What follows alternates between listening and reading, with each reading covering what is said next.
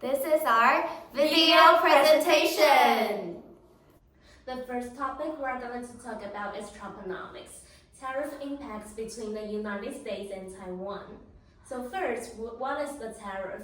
A tariff is a tax on imported goods, and the main purpose are to protect domestic industries from foreign competition and raise government revenue.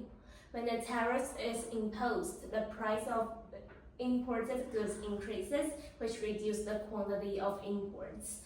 As imports fall, the consumers shift their purchases toward domestic products. However, this leads to lower market efficiency and creates debt loss, meaning overall welfare decreases, especially for consumers. A reciprocal tariff in the context of U.S.-Taiwan trade means that if Taiwan places a tariff on certain U.S. products, the U.S. will impose a tariff on similar magnitude on Taiwan's exports. So instead of the country holding an advantage, both raise import costs against each other, often leading to reduced trade, higher prices, and pressure on exporters from both sides. One example of reciprocal tariff pressure occurred in 2025 when the U.S. announced tariffs of up to 32 on goods imported from Taiwan as part of its reciprocal tariff policy. The idea was that if other countries restricted U.S. exports, the U.S. would match those barriers at equivalent levels.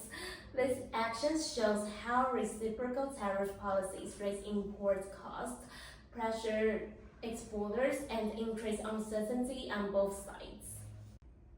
Tariffs and quotas are both tools used to restrict imports and protect domestic industries, but they work differently. A tariff increases the price of imported goods, which reduces the quantity imported. Because the tax is collected by the government, tariffs generate government revenue. A quota directly limits how many units can enter the market. This keeps import quantity fixed rather than adjusting through prices. However, quotas do not generate government revenue unless licenses are sold or auctions. A tariff generally causes less market inefficiency because prices can still adjust. In contrast, quotas tend to create larger debt loss, especially when foreign firms capture the extra profits through higher selling prices. Countries may prefer quotas when they want strict control over import volume, or when the government cannot easily change tax laws. But from an efficiency standpoint, tariffs are usually the better policy. So as the graph shown, that is the graph about the U.S. import market. Okay, and we can, as the graph shown, we can know that the U.S. import market will get a total surplus increases on area D. So the diagram is about when the imposition of tariff imposed on the U.S. import market. And this is the conclusion about when the tariff imposed on U.S. markets, and we can know that the total surplus has decreases, the area D and F, and which is the deadwood loss. So we can know that when the U.S. imposes a tariff, the domestic price rises from the world price to the tariff-inclusive price. As the price increases, domestic firms expand production, domestic consumers reduce consumption, and total imports shrink. This protects domestic suppliers but reduces consumer welfare and market inefficiency. This is a graph about the Taiwan export market, and as the graph shows, we can know that the total surplus has increases the area D. And this is the graph when the tariff imposes on the Taiwan's export market, so that we can know that the total surplus has decreases the area D. And we get to know that when the U.S. imposes a reciprocal tariff on Taiwanese exports, Taiwanese goods become more expensive in the US market because American buyers now face a higher effective price. Their demand for Taiwan's products decreases.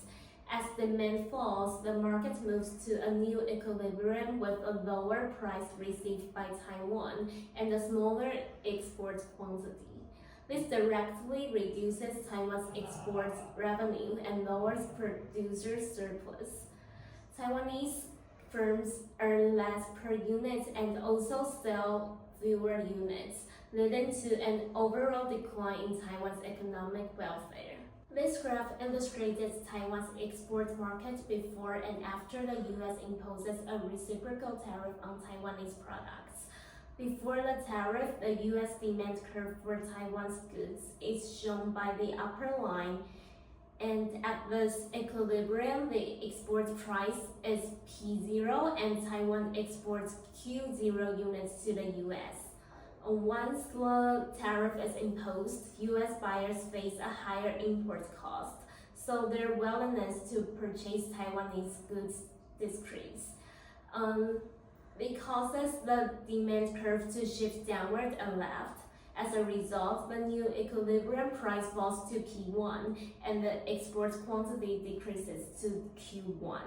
This means Taiwan's exporters sell fewer products and receive a lower price, so their total revenue declines.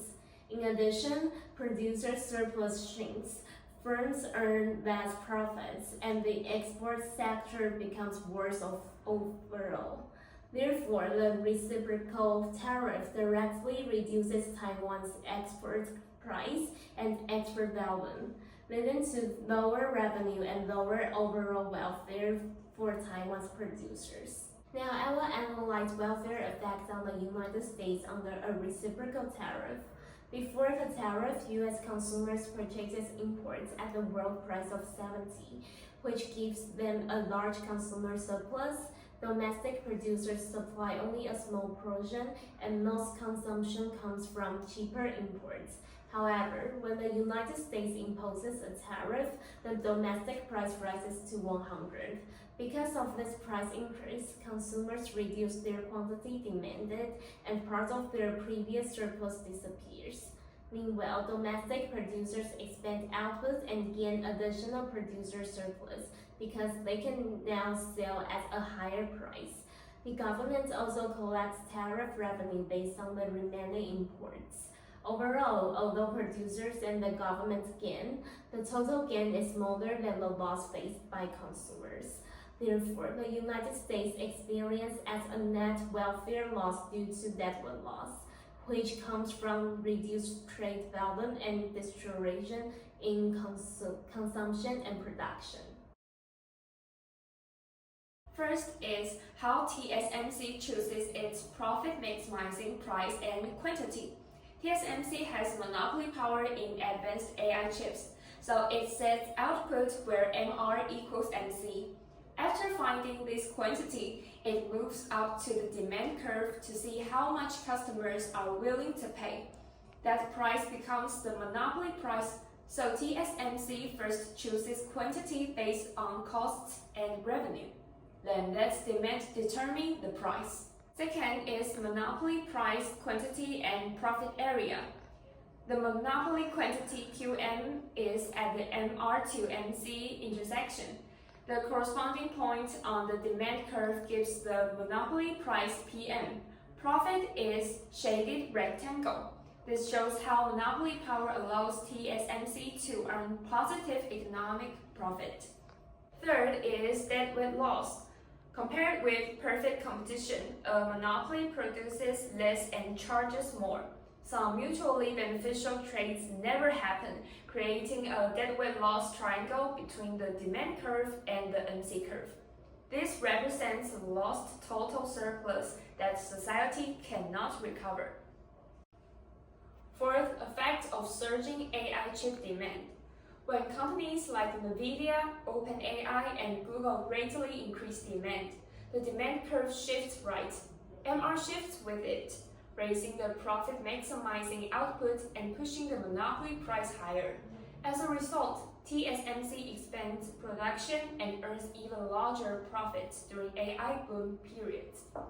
TSMC faces extremely high fixed costs, including building advanced fabrication plants, purchasing EUV lithography machines, and conducting expensive R&D for nodes like 5nm and 3nm technologies. These costs must be paid regardless of output. Its variable costs include wafers, chemicals, electricity labor for technicians, and other production materials that rise with the number of chips produced. These very high fixed costs create major barriers to entry because few firms can afford tens of billions of dollars to compete on the leading edge. At the same time, semiconductor manufacturing has strong economies of scale. As production increases, the average cost per chip falls sharply. TSMC serves many global clients, so it can spread fixed costs over huge output, achieving much lower average costs than potential competitors.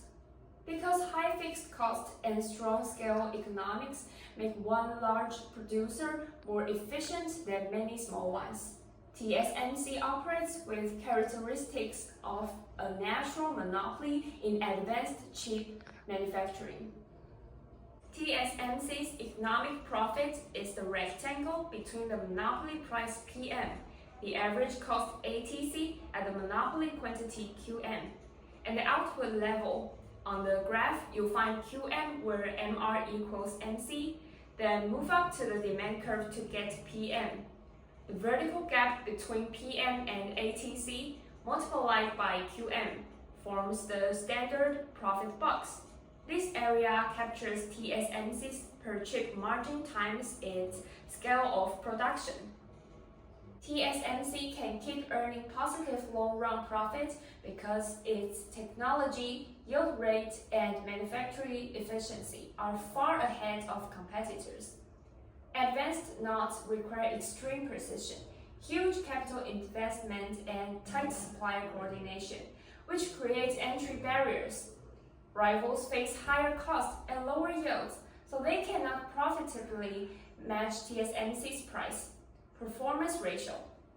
As a result, TSMC maintains a cost advantage and effectively acts like a natural monopoly in cutting-edge chips, allowing long-run economic profit to persist.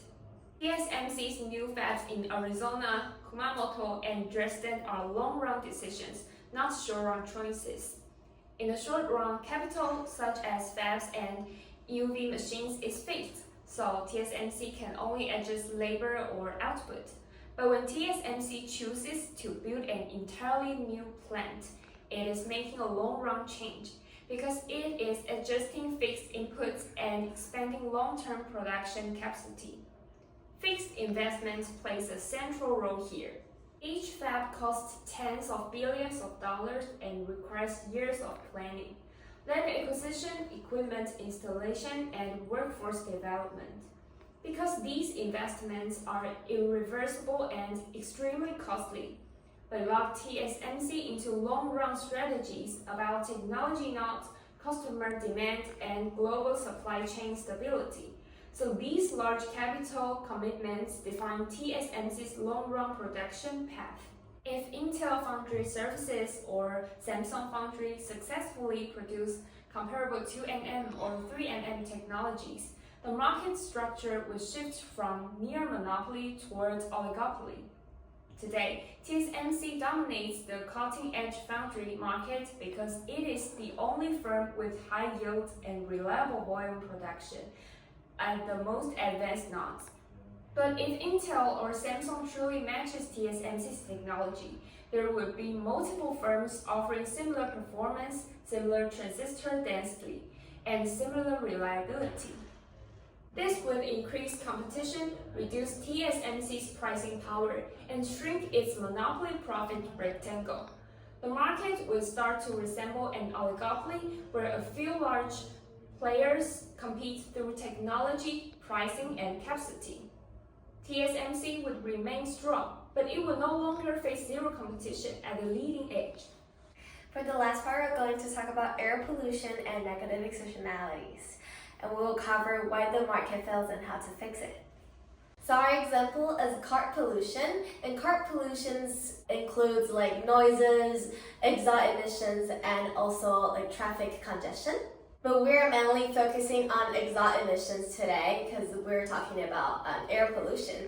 And exhaust emissions includes like CO2, PM2.5, and other, like chemical or air pollutions. And the producer will be the drivers and also like the suppliers of cars. And the victims will be the society, the people that's not driving, or like pedestrians. Okay, so why would the negative externalities lead to market failure? Because the private cost is less than the social cost. And what does that mean? So the social cost includes both the private cost and also the external cost. But the private cost doesn't include the external cost. They don't consider the external cost. So there's no one going to deal with this external cost, and making the social cost greater than the private cost leads to market failure. So looking at this graph, there are two lines stands for the cost. The first one is the gray one that represents the private cost, and the blue one will represent the social cost. And as mentioned, a social cost means the private cost plus the external cost. So why would a market produces too much pollution? Is because the producer of this pollution, like the drivers or the suppliers of cars, they don't consider external costs as something they have to be responsible for. Instead, they consider air as a public good that they could use it for free, so they don't want to be account for that. Okay, regarding both lines, like the social cost and the private cost, you can see there are two equilibrium. The first one, the upper one is the social equilibrium, the lower one is the market equilibrium, which means like what the current equilibrium you have now in the market. And where does this dead weight loss come from is, suppose you could now produce on the social equilibrium, but because of this externality, you could only produce at lower price at the market equilibrium. But if you don't have this externality, you could have this market equilibrium quantity with the social equilibrium price. And so now it's because you have to consider this externality, you will have this area of dead weight lost. And for this dead weight lost, the producers and consumers, like the drivers, they are the beneficial side of this dead weight lost, whereas the society and the public have to bear this externality, negative externality. So after we know that there is this negative externality, what can we do? So there are two types of regulations or like methods that governments might take to regulate this problem. The first one is comment and control. I give two examples that I thought about: regulation on exhaust emissions and then gasoline cars. Talking about the pros and cons for these two, the pros and cons for regulations on exhaust emissions would be the total emissions can be controlled because, through regulations, you could kind of regulating how much emissions you want to have on Earth. But for the cons is it's unfair to firms. Like if you ask the suppliers to produce like new energy cars, but they have different costs and different firms have different costs, and this will cause the unfairness among different firms. For banned gasoline cars, the pros will be zero emissions, ideally, but the cons will be the high cost of cars because new energy cars are usually tend to be more expensive, so that will also lead to low demand. And the second one is market-based. So I also came up with two examples. The first one is raise the sale price of cars, which asks you, like the buyers, to account for their externality in advance. Like when you buy the car, you pay this prepayment to your future cost of negative externalities. And also the second one would be added tax on gasoline. I think it's kind of similar, but it's like you increases the fuel prices and actually but like you enclose this tax when you go get gas. And that's how you could be responsible for your negative externalities. So looking at the graph again, if we want to deal with this externality, we have this so-called Pigovian tax. And as the graph shown, you can see that the Pigovian tax is actually just trying to cover this negative externality, like this external cost. So basically it's like your private cost plus the Pigovian tax, and that will equal to the social cost. Like governments are not trying to earn money from this, they are just trying to at least balance this external cost. Talking about a real world example, this is actually from my personal experiences when I traveled to Shanghai. I realized that they have so many new energy cars. I barely saw like traditional cars, like gasoline cars. And it was actually because of their government's regulations on vehicle license plate. So they have this vehicle license plate system. So there are blue ones and green ones. If you want to buy traditional cars, you have to get the blue ones, the blue plate. But the way you get it is through auction. And the price is usually very expensive. It could be around or like more than 12,000 USD. So it's like super expensive. But whereas for the green one, if you get like new energy cars, the green license plates are free. So governments give out this for free. Or actually not for free, but they give subsidies. So you don't have to pay for that plate. So this is a real world market-based instrument we could take as reference. But there are definitely some pros and cons for this real example. It's effective in Shanghai because when I travel there, I really feel like that's a true case. But the problem would be this might lead to concerns about human rights because some people are now affected that they are not able to buy old cars, like their decisions are somehow affected by the government's policy. And finally, we're going to talk about whether negative externalities could affect internationally. Every country shares the same air, actually. Air is floating. So if your country's negative externality of this like air pollution affects the other country, can international collaborate to work on this? And what I think is yes, but very difficult because as we mentioned in the very beginning, car drivers and suppliers, they think air as a public good, so they think air is free, they don't have to be responsible for. And the same here, that countries may consider air as a public good, so they don't want to be responsible for it. It's possible if every country involved want to work together towards a better future, they could. But what I think would happen is the free rider problem, that countries would just think they don't have to be responsible for and they're expecting other countries to take action towards it. So that will be the case. Like in reality, a free rider will be the case. The problem of negative externality doesn't only happen between countries or like within a big society, but it also happens within our daily life. So it's not a topic that only the countries or like community has to care about, but also in our daily life we might face the problem and also have to deal with it. So that's why we learn economics. Thank you for watching.